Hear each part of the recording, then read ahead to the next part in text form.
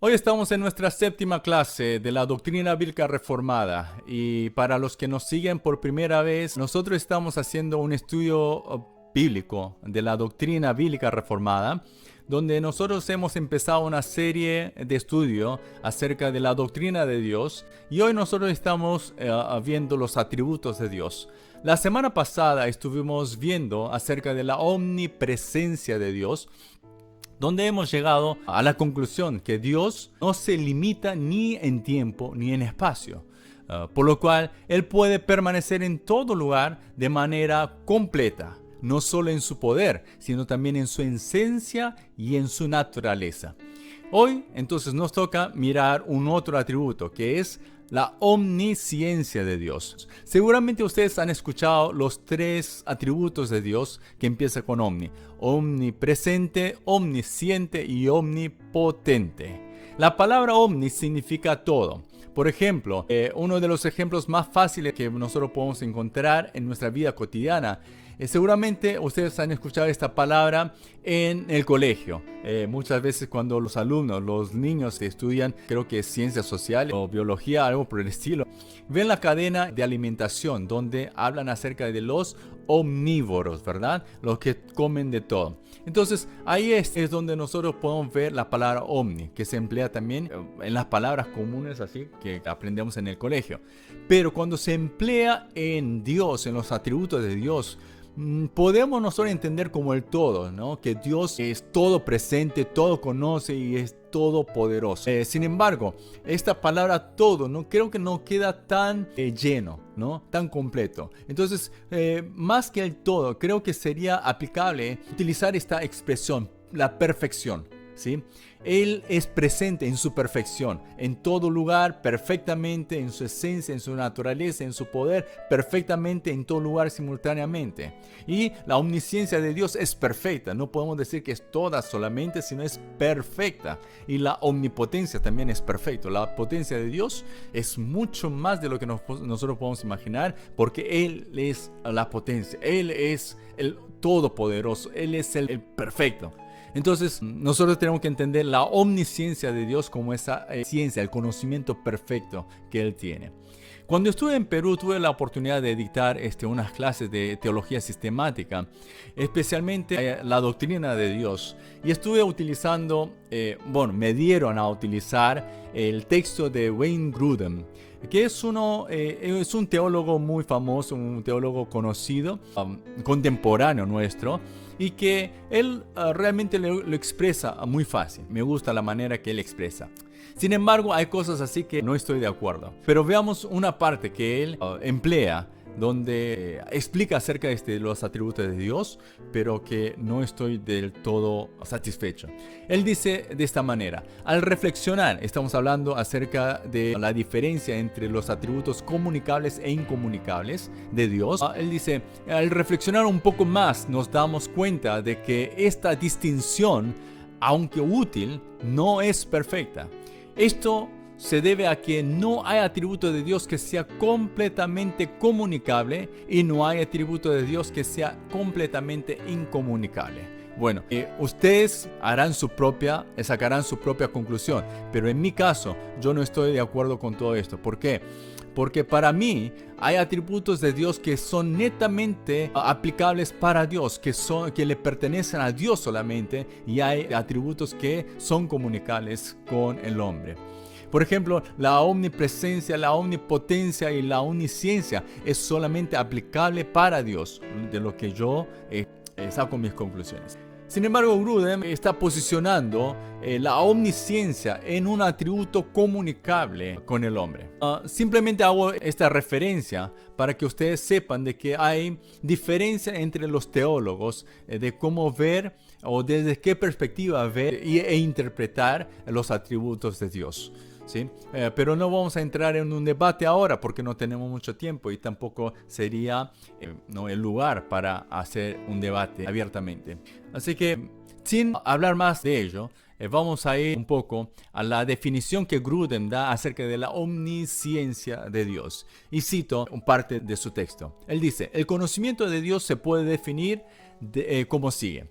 Dios se conoce plenamente a sí mismo y todas las cosas reales y posibles en un acto singular y eterno.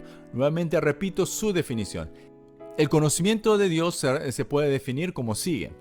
Dios se conoce plenamente a sí mismo y todas las cosas reales y posibles en un acto singular y eterno. Esto él está explicando de que esta definición puede separarse en cuatro partes fundamentales. La primera parte sería conocerse a sí mismo. Esto es un tema que es aplicable y es factible solamente para un ser infinito e ilimitado. Pablo también él confiesa de esta manera en 1 Corintios capítulo 2 versículos 10 al 11.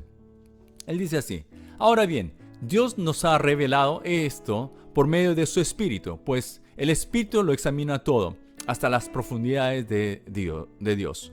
En efecto, ¿quién conoce los pensamientos del ser humano, sino su propio Espíritu que está en él? Asimismo, nadie conoce los pensamientos de Dios, sino el Espíritu de Dios. Entonces, cuando nosotros hablamos de conocerse a sí mismo, esto solamente es aplicable para Dios. Dios es el único que conoce a sí mismo. No sé si ustedes pueden decir que ustedes se conocen a sí mismos. En mi caso, yo no puedo decir eso. Yo no puedo afirmar que me conozco a mí mismo, porque todo lo que conozco de mi persona son cosas, informaciones recopiladas durante años y años de lo que las personas decían acerca de mí. Entonces, yo no puedo decir quién realmente soy, porque simplemente es una recopilación de informaciones. Pero en el caso de Dios, Él no es una creación y Él es aquel quien se conoce a sí mismo perfectamente. Su Espíritu examina todo en todo, ¿sí? Entonces, aquí nosotros podemos entender de que este atributo de la omnisciencia de Dios, por eso mismo, es incomunicable. Él se conoce a sí mismo, nosotros no. ¿Sí? Así que ahí ya hay una gran diferencia. La segunda parte de la definición que él había hecho era de que él hace referencia acerca del conocimiento de las cosas reales y posibles. ¿Qué quiere decir esto? Él conoce todo lo real. De las cosas reales no hay duda de que él conozca, pero de las cosas posibles. Ahora, nosotros podemos conocer las cosas reales, lo que nosotros vemos, todo, lo que nosotros percibimos, percatamos, todo, las cosas reales, ¿sí? Nosotros podemos conocer, porque lo vemos. Pero las cosas posibles, venideras, no lo podemos nosotros conocer. ¿Por qué? Porque nosotros no somos Dios, no podemos conocer su totalidad. Podemos en cierta manera asumir algo, que algo va a venir, presentir. Sin embargo, no es una cosa concreta. En el caso de Dios, Él conoce las cosas posibles, las cosas venideras. Él conoce lo que ha de venir, ¿sí? Entonces, el conocimiento de Dios es pleno, ¿sí? No hay nada que pueda escaparse de su conocimiento. Todas las cosas van a acontecerse en el conocimiento de Dios. No hay nada que pueda acontecer, ni lo bueno ni lo malo. No hay nada que pueda acontecer sin el conocimiento de Dios, ¿sí? Que pueda escaparse del conocimiento de Dios, no hay nada. Después dice, tercera parte fundamental es el acto singular. ¿Qué quiere decir el acto singular? Se refiere a que no está dividido en partes. El conocimiento de Dios no se divide en pequeñas partes, pequeñas moléculas que se unen y se forman una idea. Sin embargo, es su totalidad en un acto singular. Tampoco él necesita titubear para responder algo, ni hacer memoria de algo para poder responder a ciertas preguntas. En nuestro caso, en mi caso, por ejemplo, cuando alguien me pregunta una palabra, pastor, ¿dónde está este versículo? ¿Dónde está esta palabra en la Biblia? Y yo trato de hacer memoria acerca de esa palabra o de ese versículo, ¿sí? Por eso es un conocimiento parcial, un conocimiento que no es singular. En esta parte, por eso podemos decir que Dios, Él actúa en su perfección en un acto singular, porque Él de frente ya conoce todo y en su perfecto conocimiento Él puede dar una respuesta así de rápido. Por último, es el acto eterno. Y este acto eterno significa que el conocimiento de Dios nunca acaba, no cambia y no desvanece. Por lo cual, desde antes de la creación, Él ya sabía todo lo que acontecería en esta humanidad. Y no solamente lo que nosotros hemos vivido hasta ahora, sino también para el futuro. Todo lo que va a acontecer hasta el día que el Señor venga, Dios ya tiene todo en su conocimiento, ¿sí? Eso es lo que nosotros podemos captar acerca de este atributo del conocimiento de Dios. Entonces, en base a esta explicación, podemos darnos cuenta que Dios tiene un conocimiento pleno de nuestros pensamientos. Por más que queramos ocultar algo, Dios ya tiene conocimiento. Sin embargo, en vez de sacarnos en cara en el momento, ¿sí? Él espera que nosotros seamos conscientes de lo que nosotros hemos hecho, y Él desea que nosotros confesemos ante Él con nuestra propia boca. La Biblia nos relata que Dios conoce hasta cuántos cabellos tenemos, o que también Él sabe cuántas estrellas hay y las llama por su nombre.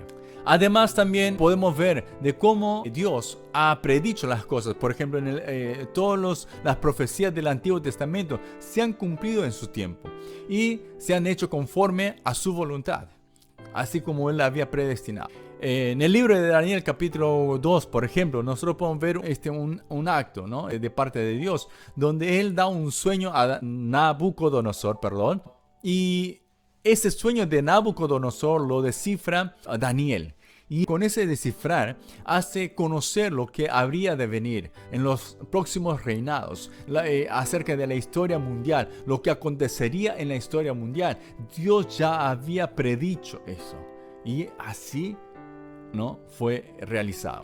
En el caso de Jesús también, en muchos casos vemos que los fariseos le contradecían a Jesús y hablaban entre ellos de manera así en secreto. Pero en los relatos de la Biblia nosotros podemos encontrar varias partes donde repite esta expresión. Y Jesús, conociendo sus pensamientos, les respondía, y en algunos casos huía de ese lugar porque todavía no era el tiempo para ser crucificado. Entonces Jesús, Él actuaba conforme, ¿sí?, al corazón de Dios, y Él actuaba ya conociendo también los pensamientos de las personas. Salmos 139, versículos 1 al 4, es un pasaje que siempre me alienta, como también me advierte, ¿sí? Nos dice de esta manera: oh Jehová, tú me has examinado y conocido, tú has conocido mi sentarme y mi levantarme. Has entendido desde lejos mis pensamientos, has escudriñado mi andar y mi reposo, y todos mis caminos te son conocidos. Pues aún no está la palabra en mi lengua, y he aquí, oh Jehová, tú la sabes toda. Entonces, esta escena, imagínense ustedes que ustedes quieren decir algo, pero Dios ya sabe todo. Así como cuando Daniel estuvo orando, antes que él terminara de orar, el ángel ya había partido para poder socorrer a Daniel. Y ahí nosotros vemos que Dios ya conoce nuestro corazón, Él conoce nuestros pensamientos, y Él conoce todo nuestro levantar y nuestro sentar, nuestro reposo y nuestro andar. Él conoce todo. Tener en cuenta entonces que Dios tiene puestos sus ojos sobre nosotros, y no solamente en nosotros, sino en todos, tanto los buenos como los malos, hace que nosotros cuidemos de nuestro caminar. Entonces aquí tenemos que hacer un alto y hacer la pregunta que hacemos todas las semanas referente a los atributos de Dios. ¿Qué importancia o qué implicancia tiene este atributo de Dios para nuestra vida? ¿Qué importancia? Es mucha importancia. Pues tener en cuenta que Dios conoce todo no nos deja mentir, no nos permite mentir, puesto que Él conoce todo, lo malo, lo bueno. Al fin y al cabo, todo sale a la luz. Y este hecho nos ayuda a reconocer que nosotros somos pecadores y que no podemos esconder nada de Él, pues todo está bajo el cuidado de Dios y el conocimiento de Dios. Sé que hay muchas personas que piden perdón por los pecados consumados, ¿sí? Estos pecados consumados sí son pecados que tenemos que realmente confesar ante Dios y pedir perdón a Dios. Sin embargo, no son solamente esos pecados consumados, sino aún los pecados que no hemos dado fruto, que no fueron consumados, también son pecados que debemos nosotros confesar a Dios. Jesús mismo nos exhorta en Mateo 5:28 que cualquiera que vea a una mujer y la codicia en su corazón ya ha adulterado. ¿Qué quiere decir esto? Que el pecado en sí, Dios no cuenta el pecado solamente consumado, sino también el pecado que está en el corazón, porque desde el corazón es que el hombre peca.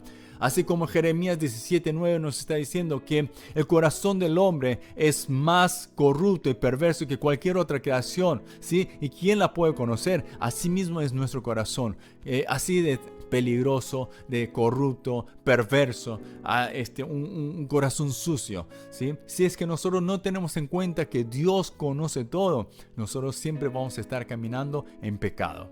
Así que nosotros tenemos que tener en cuenta que Dios está discerniendo todo, que Él no ve solamente nuestros hechos, nuestros actos, sino Él ve nuestro corazón, porque de ahí mana la vida. Por eso Proverbios 4:23 nos está diciendo que nosotros debemos guardar nuestro corazón, porque del corazón mana la vida, ¿sí? Si guardamos nuestro corazón en Cristo Jesús, ¿sí? Es donde nosotros vamos a encontrar esa vida que Él nos está prometiendo, la vida que Jesús nos ha prometido, la vida que Jesús está tratando de darnos a través de su Espíritu, ¿sí? Así que tengamos esto en cuenta. Por lo tanto, siempre tengamos presente que Dios tiene conocimiento total, ¿sí? Total de lo que está aconteciendo. Ahora, hacemos un paréntesis y hacemos una cierta pregunta. Porque hay gente, cuando estuve enseñando en Perú, hubieron algunos casos que me preguntaron, pastor, pero ¿no es que Dios se olvida también de nuestros pecados? Que nosotros hemos ya confesado. Y seguramente eso lo han dicho en base a Isaías 43, versículo 25, donde Dios dice de esta manera: yo soy el que borro tus rebeliones por amor de mí mismo, y no me acordaré de tus pecados. Ahora, la respuesta frente a esa pregunta que me han hecho fue la siguiente: si Dios se olvidara de nuestros pecados, ¿podemos nosotros aplicar ese atributo de la omnisciencia a Dios? Seguramente que no, porque si es un Dios que se olvida, es un Dios que no puede ser omnisciente. Un Dios, ¿sí?, que actúa en su singularidad, en su perfección, no puede olvidarse de las cosas. Cuando Él expresa de que Él no se acordará, no está hablando de que se olvide de las cosas, sino que Él no va a sacar en cara, Él no va a atribuir ese pecado otra vez frente a nosotros, ¿sí? Así que Él utiliza en ese momento la misericordia, la compasión, el perdón, y por eso es que Él habla de que Él no va a acordarse. Volviendo otra vez al tema, por eso, al saber de que Dios tiene conocimiento total de nosotros, de lo que nosotros estamos viviendo, de lo que nosotros pensamos y de todo, ¿sí? Esto hace que también nosotros tengamos en cuenta de que Dios sabe las dificultades que hoy estamos pasando. Sabe que nosotros estamos pasando por una cuarentena. Bueno, a pesar de que ya se ha dado de alta, de baja, digamos, la cuarentena, sé que todavía hay restricciones, ¿no?, que son difíciles también de acatar. Pero es necesario que sigamos acudiendo a Dios porque Él conoce todo. A pesar que Él conoce todo, Él está deseando que nosotros nos acerquemos a Él en oración, ¿sí?, confesando todo lo que acontece a nuestro alrededor, a lo que acontece en nuestra vida, en nuestra familia, en la iglesia, en el país, en el mundo, etc.